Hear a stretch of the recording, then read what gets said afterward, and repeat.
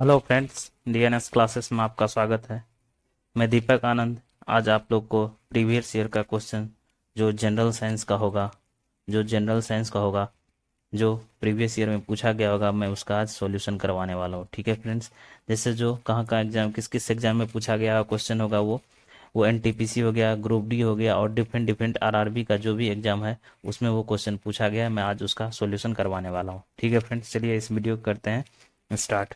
ठीक है, आपका पहला क्वेश्चन है आपका पहला क्वेश्चन है कि as a sailor jumps in the forward direction the boat moves backward, this example illustrate Newton's. पहला ऑप्शन है सेकंड लॉ ऑफ मोशन, दूसरा है first and second law of motion, तीसरा है थर्ड लॉ ऑफ मोशन, चौथा है आपका first law of motion. ठीक है, तो आप लोग जानते हैं कि न्यूटन का तीन लॉ दिया है, फर्स्ट लॉ, सेकेंड लॉ और थर्ड लॉ।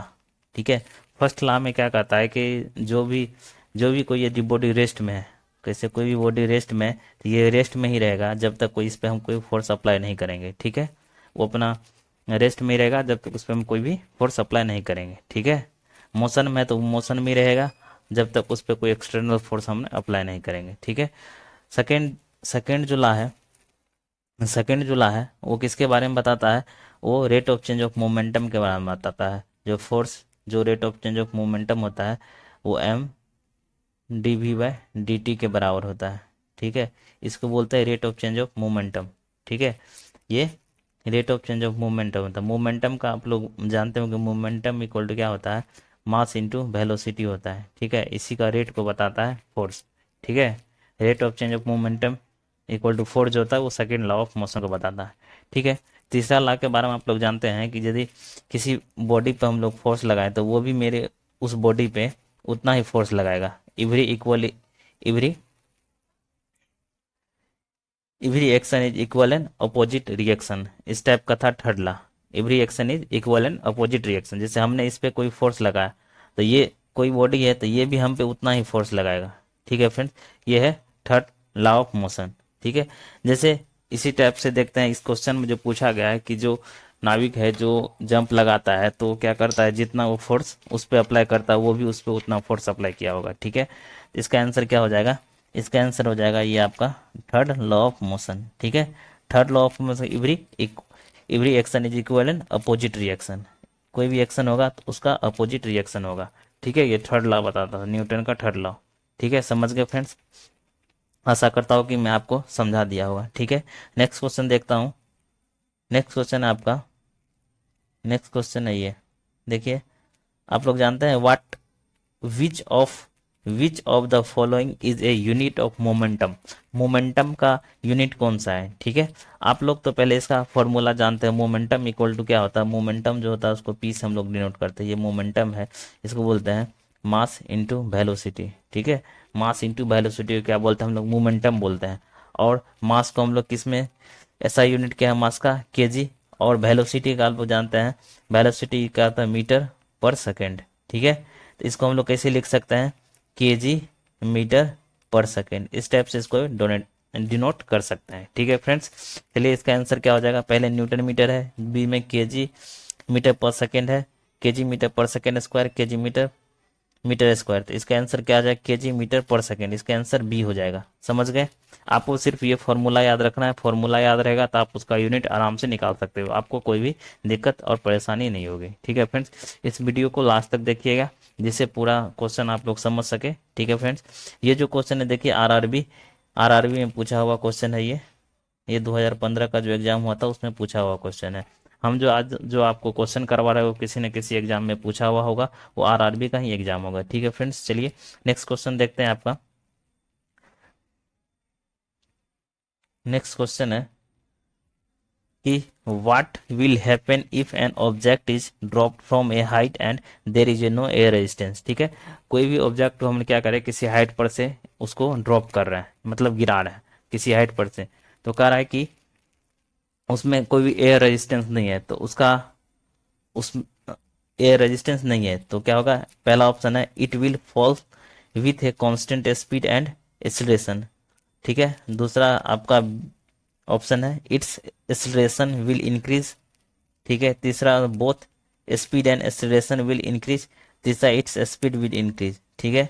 तो आप लोग जानते हैं किसी को हम लोग ड्रॉप करेंगे तो उसमें क्या होगा, एयर रेजिस्टेंस नहीं होगा तो कोई भी वो उसमें प्रतिरोध प्रतिरोध उसमें उत्पन्न नहीं होगा, कुछ से उससे रुकावट नहीं आएगा, वो आराम से गिर जाएगा। तो उसका क्या हो जाएगा, स्पीड जो है वो इंक्रीज होते रहेगा। ठीक है। इसका आंसर क्या होगा, डी हो जाएगा। ठीक है फ्रेंड्स, समझ गए। नेक्स्ट क्वेश्चन देखते हैं। नेक्स्ट क्वेश्चन है आपका, नेक्स्ट क्वेश्चन है a 0.5 kg ball is accelerated from rest to 12 metre per second square, 12 metre per second in 30 second. The force applied on the ball during its motion is. ठीक है। तो इसमें क्या क्या हम लोग देखते हैं, क्या क्या दिया हुआ है इसमें। फर्स्ट हम लोग को जो दिया हुआ है, इस टाइप का जब न्यूमेरिकल आए तो जो भी डाटा पहले दिया हुआ था पहले उसको हम क्या करेंगे, नोट कर लेंगे। ठीक है। तो इसमें एम हमको दिया हुआ कितना, एम है आपका 0.5। ठीक है। उसके बाद क्या है, उसके बाद आपको क्या दिया हुआ है, भी दिया हुआ है। भी कितना है, 12 मीटर पर सेकेंड। ठीक है, समझ गए। और टाइम दिया हुआ है 0.3 सेकेंड। ठीक है। चलिए इसको हम लोग सॉल्व करते हैं। आप लोग जानते हैं F equal to mass into acceleration होता है। ठीक है। एक्सीलरेशन को हम लोग भी rate of change of velocity लिख देते हैं, v बाई टी। तो इसमें हमको m का वैल्यू दिया हुआ, m का वैल्यू कितना है 0.5। ठीक है। और v का भी दिया हुआ 12। ठीक है। उसके बाद ये टाइम का वैल्यू दिया है 0.3 सेकेंड। ठीक है। 30 सेकेंड था 0.30 उसको, तो वो 0 पॉइंट इतना सेकेंड हो गया। ठीक है। चलिए देखते हैं। जैसे ये हो गया, उसके बाद इसको हम लोग कैंसिल कर देंगे। ठीक है। कैंसिल कर देंगे तो ये ख़त्म, ये से जोर से 3 चौके 12, 5 चौके 20, इसका आ गया 20 न्यूटन। आपका आंसर आ जाएगा। समझ गए कैसे करना है। आप लोग force equal to mass into acceleration जानते हो, जो जानते हो उसमें क्या करना है, मास का वैल्यू दिया हुआ था, एक्सीलरेशन का वैल्यू नहीं दिया था। एक और डाटा हम लोग को दिया हुआ था कि वेलोसिटी और टाइम दिया हुआ था। जब वेलोसिटी और टाइम दिया रहा तो वहाँ से हम लोग क्या किए, एक्सीलरेशन निकाल लिए। एक्सीलरेशन का वैल्यू ये होता है v बाई टी। उसके बाद उसको वैल्यू पुट कर दिया और सॉल्व कर दिया, 20 न्यूटन आ गया आंसर। ये देखिए आरआरबी जेई में पूछा गया क्वेश्चन है, जो जो 27/8/2015 में पूछा गया क्वेश्चन है, आरआरबी में पूछा गया क्वेश्चन है। ठीक है फ्रेंड्स, जो भी आज मैं क्वेश्चन आपको करवा रहा हूँ वो किसी न किसी आरआरबी में पूछा हुआ क्वेश्चन है। ठीक है फ्रेंड्स, चलिए नेक्स्ट क्वेश्चन देखते हैं। नेक्स्ट क्वेश्चन आपका, नेक्स्ट क्वेश्चन है an object weight 49 newton is accelerated across a level surface at 0.20 metre per second square. The net force acting on the object is, कितना force उस पर acting हुआ। ठीक है। हम लोग को क्या क्या दिया हुआ है, पहले हम लोग क्या करेंगे, जो भी डाटा दिया हुआ उसको हम पहले नोट कर लेंगे। इससे हम लोग को इजी हो जाएगा और फॉर्मूला हम लोग आसानी से अप्लाई कर सकते हैं। ठीक है। वेट हम लोग को कितना दिया है, डब्लू कितना दिया है 49 न्यूटन। ठीक है। ठीक है फ्रेंड, समझ गए। और एक्सीलरेशन देखिए, जब मीटर पर सेकेंड स्क्वायर होता है वो किसका यूनिट है, एक्सीलरेशन का है। ठीक है। अब वेलोसिटी क्या होगा, मीटर पर सेकेंड होगा। ठीक है। आप लोग ये यूनिट पे फोकस कीजिएगा, क्योंकि यूनिट यदि आपको पता है तो आप उसका वो क्वेश्चन आसानी से सॉल्व कर लोगे। ठीक है फ्रेंड्स। तो एक्सीलरेशन कितना दिया हुआ आपका, 0.20 मीटर पर सेकेंड स्क्वायर। ठीक है, ये दिया हुआ है। उसके बाद देखिए, हम लोग जानते हैं हम लोग को फोर्स निकालना है। Force equal to mass into acceleration होता है। इसमें क्या क्या चाहिए, मास चाहिए, एक्सीलरेशन चाहिए। एक्सीलरेशन दिया हुआ, हम लोग को मास निकालना है। मास कहाँ से निकालेंगे, देखिए डब्ल्यू इक्वल टू क्या होता है, वेट इक्वल टू क्या होता है, mg होता है। ठीक है। यहाँ वेट का वैल्यू हम लोग को दिया हुआ 49। ठीक है। यहाँ से हम लोग मास निकाल लेंगे। मास निकालना है, जी का वैल्यू 9.8 दिया हुआ है। ठीक है, समझ गए। तो ये आपका मास का वैल्यू क्या आ जाएगा, 49 बाय में 9.8, ये आपका मास का वैल्यू आ गया। ठीक है। तब हम लोग को फोर्स इक्वल टू जानते हैं मास इंटू एक्सीलरेशन। मास हम लोग वहाँ से निकाल चुके हैं। मास का वैल्यू क्या है 49 बाय में 9.8, ठीक है। और एक्सीलरेशन का क्या वैल्यू दिया हुआ है, एक्सीलरेशन का वैल्यू 0.20, ठीक है। ये आपका दिया हुआ है, समझ गए फ्रेंड्स। इसको ये 0.2 हो जाएगा, ठीक है, ठीक है। और इसको इसको कैंसिल कर, एक जीरो इस पे बैठा देंगे तो ये दोनों सेम हो गया, तो ये कैंसिल हो गया, तो ये, तो इसका 1 न्यूटन आंसर आ जाएगा, ठीक है। इसका 1 न्यूटन आंसर आ जाएगा। कौन सा ऑप्शन में है ये बी में है, ठीक है, 1 न्यूटन, ठीक है। 1 न्यूटन आपका आंसर आ गया। समझ गए क्या था, हम लोग को वेट दिया हुआ था, वेट इक्वल टू mg होता है, वहां से हम लोग क्या किए, m निकाल लिए, m, और जानते हैं force equal to mass into acceleration होता है, तो वहां पे हम लोग मास का वैल्यू निकाल लिए थे, मास वहां रख दिए, और एक्सीलरेशन का वैल्यू हम लोग को गिवन था, तो हमने उसे पुट करके और ये क्वेश्चन सॉल्व कर दिया और ये आंसर आ गया आपका, ठीक है फ्रेंड्स, समझ गए।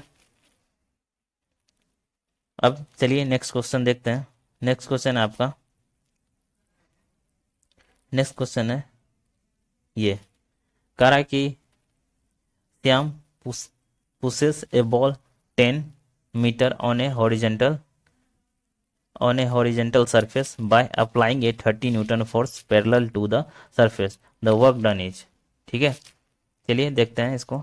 हम पहले कितना, बॉक्स को 10 मीटर किया है, तो 10 मीटर क्या है, तो ये क्या हो गया आपका, ये डी हो गया। डी कितना कितना डिस्टेंस है, 10 मीटर तक, ठीक है। वो 10 मीटर तक किसी बॉल को पुश किया है, समझ गए। हॉरिजेंटल प्लेन है, मान लीजिए यहाँ पे बॉल रखा हुआ है, इसको हमने 10 मीटर तक डिस्प्लेस किए, तो यहाँ आ गया ये 10 मीटर तक, ठीक है। इस टाइप का क्वेश्चन है। उसके बाद कह रहा है फोर्स, फोर्स का भी वैल्यू दिया हुआ है, फोर्स का कितना हुआ, 30 न्यूटन दिया हुआ है। फोर्स का जो गिवन डाटा है पहले उसको हम लोग क्या करेंगे, नोट कर लेंगे, ठीक है फ्रेंड्स। कह रहा है कि इतना जो पैरेलल इस सरफेस के पैरेलल जो लगा है वो 30 न्यूटन फोर्स है। तो वर्क डन इक्वल टू जानते हैं आप लोग, वर्क डन इक्वल टू आप लोग जानते हैं ये फॉर्मूला, फोर्स इंटू डिस्टेंस, ये वर्क डन का फॉर्मूला है, ठीक है। आप लोग फॉर्मूला जितना भी है उसको याद करके रखना है आपको, क्योंकि जब तक फार्मूला नहीं याद होगा तब तक ये क्वेश्चन नहीं सॉल्व होगा। ये क्वेश्चन बहुत इजी है, देखिए आपको डिस्प्लेसमेंट भी, जो डिस्टेंस भी दिया हुआ और ये डिस्टेंस भी दिया हुआ और ये फोर्स भी दिया हुआ है, तो हम लोग को यदि ये फॉर्मूला नहीं याद रहेगा तो हम लोग नहीं कर पाएंगे, तो इसलिए आपको फॉर्मूला जितना भी हो उसको रिमेंबर करके रखना है, ठीक है। अब देखिए W equal to force into distance आ गया। फोर्स कितना है, फोर्स आपका हो गया, फोर्स का वैल्यू दिया है 30 न्यूटन, ठीक है। और डिस्टेंस कितना हो गया, 10 मीटर, ठीक है। ये देखिए 30 × 10 करेंगे तो ये आ गया 300 न्यूटन मीटर, ठीक है। 300 न्यूटन मीटर आ गया, समझ गए, 300 न्यूटन मीटर आ गया। तो देखिए न्यूटन मीटर को हम लोग क्या लिखते हैं, जूल लिखते हैं, ठीक है। इससे एक और को एक चीज़ और आपको समझ में आ गया कि जूल किसको करते हैं, newton metre equal to joule होता है, क्योंकि W equal to force into displacement जो डिस्टेंस था, तो फोर्स का वैल्यू न्यूटन होता है, इसका मीटर होता है, तो दोनों को जब मल्टीप्लाई किया तो न्यूटन मीटर हो गया, इसको हम लोग जूल से डिनोट करते हैं। तो इसका आंसर आपका क्या हो गया, सी। इसका आंसर क्या हो गया आपका, सी हो गया, ठीक है फ्रेंड्स। इसका आंसर सी हो गया, 300 जूल आपका आंसर आ गया। देखिए कितना आसान क्वेश्चन पूछा गया हुआ है।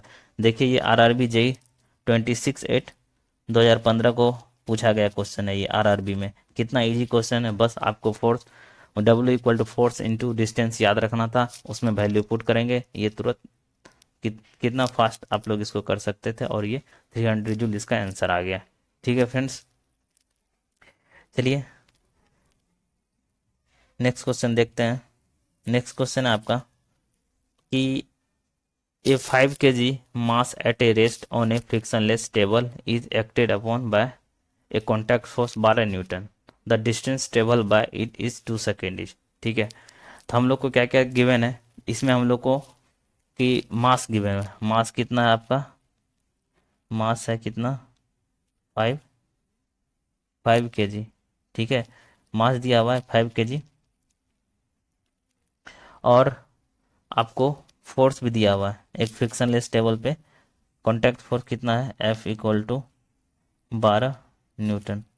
ठीक है फ्रेंड्स, ये 12 न्यूटन दिया हुआ है। और हम लोग को एक और चीज़ दिया हुआ, टाइम भी दिया हुआ, टाइम इक्वल टू 2 सेकेंड। ठीक है, टाइम 2 सेकेंड दिया हुआ, समझ गए। और इसमें क्या पूछ रहा है, इस क्वेश्चन में क्या पूछ रहा है, पूछ रहा है कि अच्छा 2 सेकेंड में कितना डिस्टेंस ट्रेवल करेगा। ठीक है, वो पूछ रहा है। ठीक है, चलिए हम देखते हैं हम लोग। और देखिए, इसके लिए हम लोग को क्या करना, पहले क्या करना पड़ेगा, एक्सीलरेशन निकालने में। कोई भी डिस्टेंस निकालने के लिए हम लोग जानते हैं S equal to U T plus half A T square, ये फार्मूला जानते हैं आप लोग। इसमें क्या एक्सेलरेशन चाहिए, टाइम चाहिए, तो एक्सेलरेशन टाइम, और ये u चाहिए, u इनिशियल वेलोसिटी। तो देखिए ये रेस्ट में है, तो u का वैल्यू आप लोग यहाँ से प्रिडिक्ट कर सकते हैं, u का वैल्यू 0 होगा। ठीक है, 0 होगा, समझ गए। तो हम लोग को यहाँ एक्सेलरेशन चाहिए, तो हम लोग को देखो f equal to mass into acceleration होता है। ठीक है, f का भी वैल्यू दिया हुआ 12, और मास हम लोग को मास 5 kg दिया हुआ है, और a हो गया। यहाँ से क्या हो जाएगा, a इक्वल टू 12/5 आ गया। ठीक है, एक्सेलरेशन हम लोग निकाल लिए।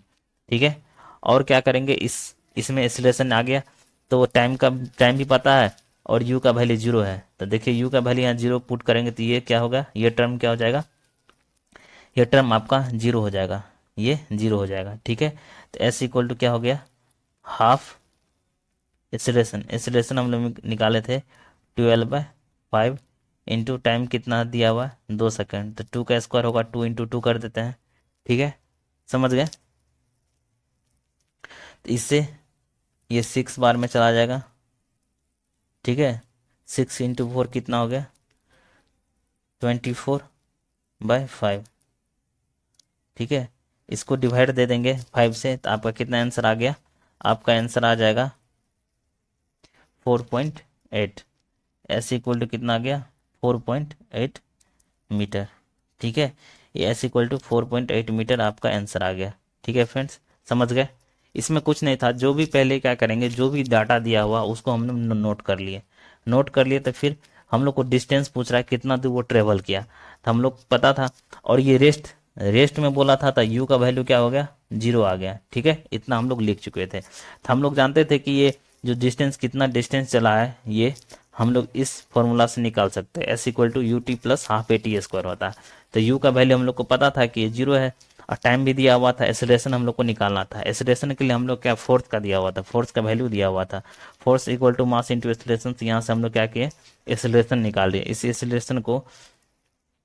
एक्सेलरेशन को कहाँ पुट कर दिए हम लोग, इसके वैल्यू में, यहाँ S equal to half A T square यहाँ पुट कर दिए।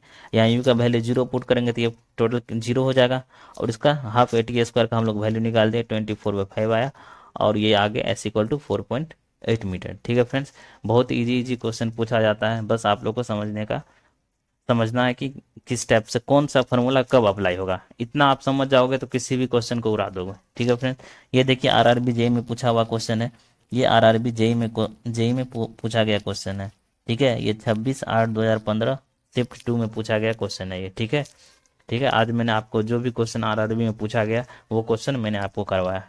ठीक है फ्रेंड्स, समझ गए। आज आज के लिए फ्रेंड्स इतना ही क्वेश्चन था। ठीक है, और यदि इस क्लास का आप लोग पीडीएफ लेना चाहते हो, आप इस टेलीग्राम के इस चैनल पे आप लोग ज्वाइन कर सकते हो, t.me DNS क्लासेस पे आप लोग ज्वाइन कर सकते हैं, वहाँ से आप पीडीएफ ले सकते हो। यदि आपको कोई सजेशन देना हो तो वो भी दे सकते हो, आप कमेंट, इस वीडियो पे कमेंट करके बता सकते हो, और हम क्या इम्प्रूवमेंट ला सकते हैं। ठीक है फ्रेंड्स, ठीक है।